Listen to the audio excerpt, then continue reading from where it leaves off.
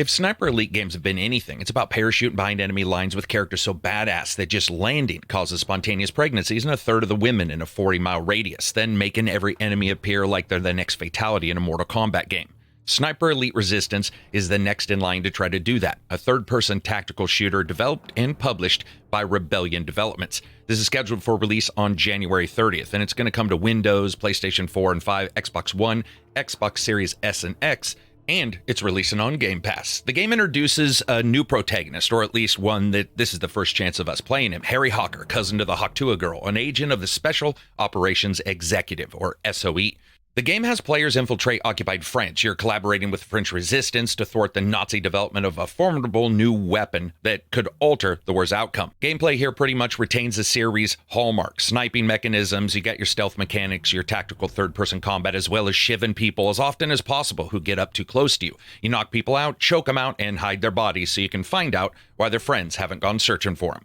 The campaign is playable solo as well as cooperatively, again, all the way through, and it's always nice to work in tandem with a game like this, sniping perfectly or helping out your clumsy pal who didn't see that Nazi hanging out staring at a painting when they decided to turn somebody else's insides outside. New features are also here, though, propaganda missions where players assume the role of French resistance fighters, completing time-based combat challenges. And of course, you have the return of the invasion mode where somebody can jump in. You can experience this game also that has 8x8 cooperative multiplayer if that's your jam. These are all things that we've seen in prior games, and they're all really here for this, what I think we would call a side game. But regardless of that, you find bad guys, give them as many nut shots, neck shots, head shots, eye shots, or stabs to the chest as you can. You get your X-ray vision, the premier signature moment of these titles as often as possible, and in that way, Sniper Elite Resistance doesn't really disappoint, but in some ways, it does. When it comes to Sniper Elite, the basic format is always going to be loadout, map, main objectives, side objectives, then exfiltrate. So let's break down some of this. First, when it comes to Harry's loadout. For me, the Elite series has always been very excellent in the loadouts and customizations, mostly because they don't overburden you with tons of gun options. They try to keep them somewhat within the realm of easy parsing when looking at them in a general manner. Then you can also dial down when you see something you want or you've unlocked a new weapon or item. Sniper has a great readout for all of this as well for tech nerds to show every single impact that a change may have in a detailed spec view, but you can also just get the general level bar improvements like a character in an RPG if you want to use the basic view, and each one of the upgrades makes changes to the guns. Now the changes can actually be huge too, even with a small change in the scope that can modify everything from quickness of aim, view, obviously, which can also alter where and when you can take shots in a level. Stocks can turn a handgun into a mini sniper rifle, but it trades off, let's say, very slow aim down the sights. That's usual. Loadouts can also be saved if you have a couple favorites, and you should always have a couple because with different maps, usually different requirements might pop up. And your loadout also continues to be reflected in the upgrades and skills that Harry gets in this one. For example, if you haven't upgraded Harry's skills, you may not have the ability to have a lot of decoys, which may be needed in particular sections of a map to make it more survivable. And it's always thinking on your feet anyway, so it's good to make sure that the skills that you choose, at least at first, reflect what you want to do. Now, with PCI and loadout prepped, we leap into the game choosing an entry point to a map. I'll discuss changes to the entry points in a second too. Each level offers new open areas with multiple approaches to all the objectives, allowing for you to choose between stealth, exploration, alternate routes, direct combat, and sometimes setting off traps to kill the enemies. This is where, again, the loadout, the map that you've chosen, and Harry's skills come together, and thinking on your feet being key. And that's important because as you jump into the map initially, there's a small number of main objectives and one or two side objectives. But as you go about and explore and continue through the map, you unlock more side objectives, from destroying weapon emplacements to assassinating leaders, sabotaging plans, taking down bunkers. You're just consistently working through each location, getting more and more. Using ivy walls, ladders, small platforming bits, zip lines, and more, you're consistently trying to work into the best distance for any shot with any particular weapon. Going prone increases stability, or saying screw it and just running right towards the enemy for a quick takedown. Both of those can be used interspersed as long as you understand the amount of noise you're making, because everything in this game, when it revolves around stealth, is about the noise. Each gun and its handling is also dramatically different. And of course, you're still able to carry 3. One handgun, middle-ranged weapon, usually automatic, and a sniper rifle. But you always have your trusty knife for going in close. What I've always liked about the Sniper Elite games and what they do so well is that sense of discovery as you move from space to space, planning an objective, and then realize the Nazis never stop coming up the ways to be giant shitheads at any moment. And suddenly, some new enemy, some random thing blows up, and you have to plan around it and come up with an idea as you're moving. It's not really replicated in a lot of other games. And those main objectives, combining with the side objectives, has an almost Pavlovian way of keeping you looking at newfound tangents, exploring, offering all these different bits of intel that you can collect throughout the game. Some of them make sense and tie directly into the main map. Other times it's just a love story between two characters. Speaking of discovery, I mentioned the new drop points that you get for any map. Just like the prior games, when exploring the map, you can uncover new spots to be dropped into, like Hitman, where you found new initial starting spots. This aids in replay, as some of the locations can make it much more difficult or make your loadout largely almost ineffectual unless your idea of stealth is firing a high caliber rifle right next to a bad guy's patrol zone. And that brings us to the maps and my thoughts on them.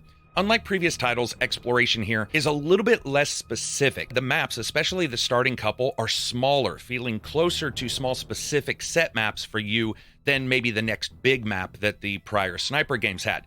This is sort of odd, as the devs hinted that this would be open location maps, but like I said, there are a couple of maps here that feel very tight. However, there is added verticality, don't get me wrong, but as this is the case almost in any situation, vertically equals required egress and ingress, meaning that those spots, getting to them may be less usable space than the same square footage that was generally in a more horizontal designed map.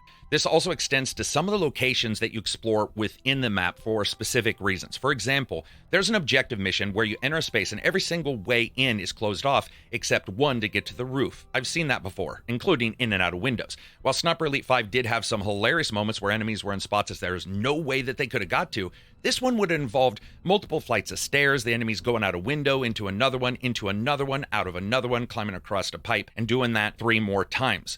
Logically, it's fine if it's explained within the narrative, but to see it so early hurt it. While this absolutely has happened in the previous games and in some of the internal Sniper games, they're much more barren in this title. All of the locations just feel a lot leaner when it comes to the overall debris systems and look of everything. And because of that, and because of when it happens in this early map, it feels less like a build-up narratively of some big moment in the gameplay that has you trying to infiltrate some kind of major establishment, but instead is an instantly noticeable building that just feels odd and lean, and that's combined with how enemies are placed in this game, which at times feels very different.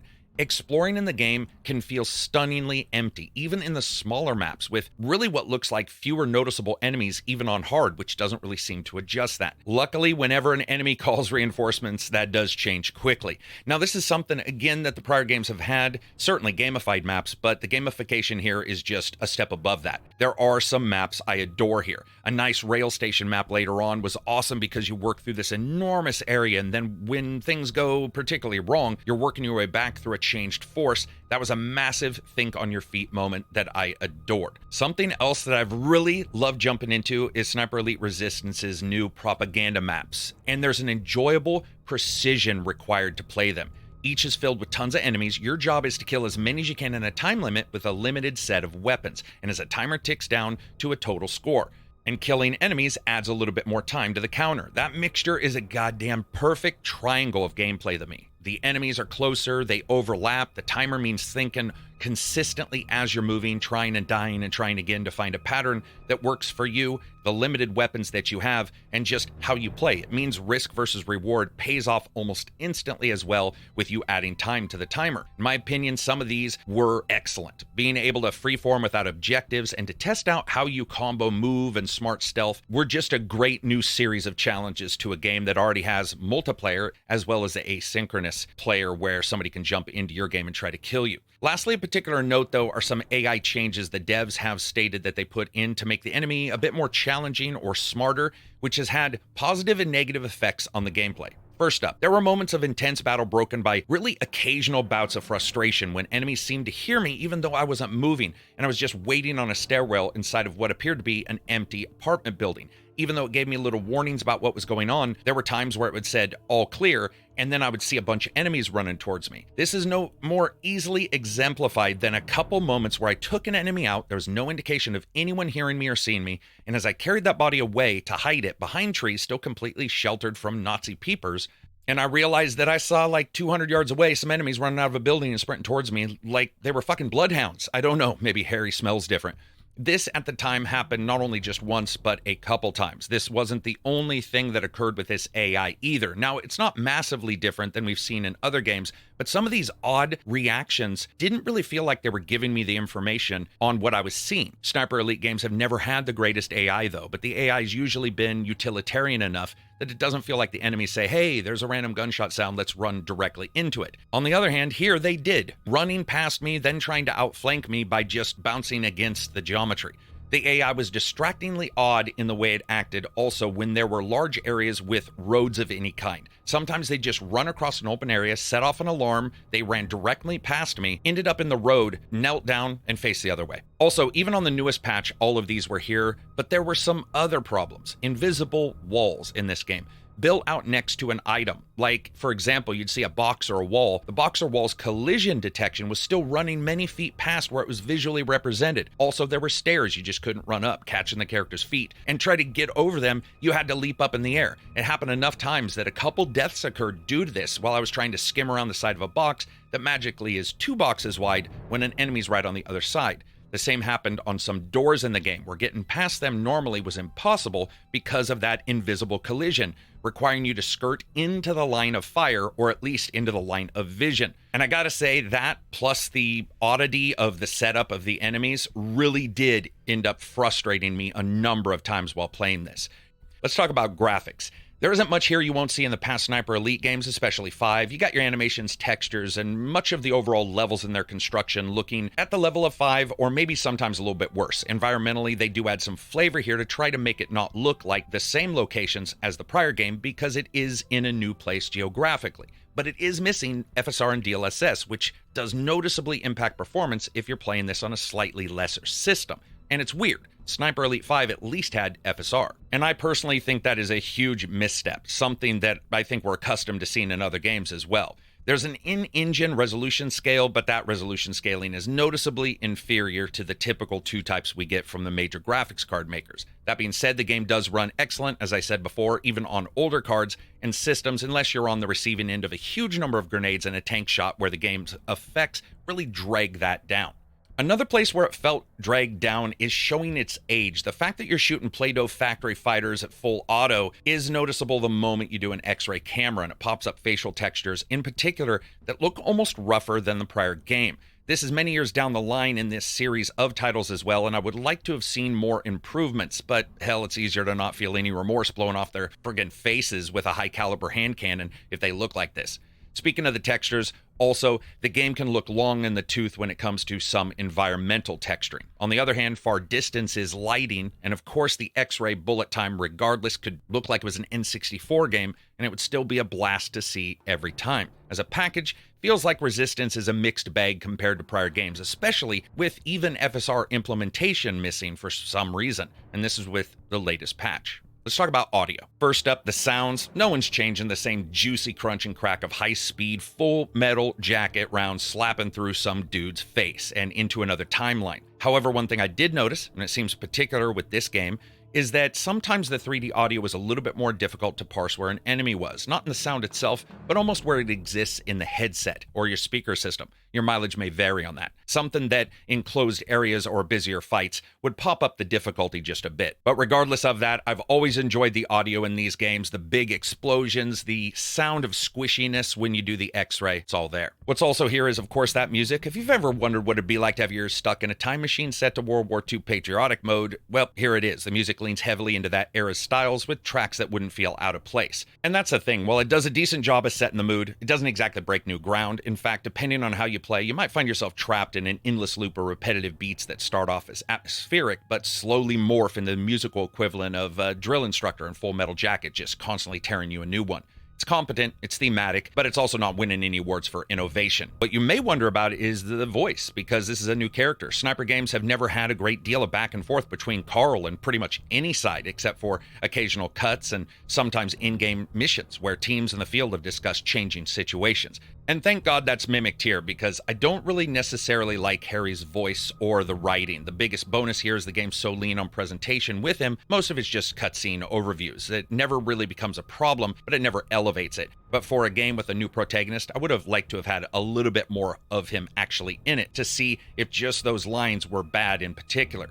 The rest of them are fine, but again, you don't really notice them. Does that impact the fun factor? No, it does not. It's hard to argue against the generic, general, basic fun Sniper Elite games offer. And that's stealthy, then sometimes generally turning into a World War II action movie. It just all depends. Over-the-top bad guys and sometimes undercover good guys. Its inclusion of a couple new items and weapons to reflect the American main character was very nice, and a couple of the levels were awesome. However, the first cutscene is very quick and it just drops you directly into the game with no real introduction in any way that's expected for a new character, and that continues all the way through it. It's hard to actually even parse the general story because really, other than just a couple cutscenes at the beginning and the end, there isn't much here. Also, the very cool map sections that I noticed had bugs or AI that would wander into the street and kneel down, like I said. The complexity representative here of a different possible theme and idea is awesome, but it doesn't resonate enough to be noticeable when those issues are there.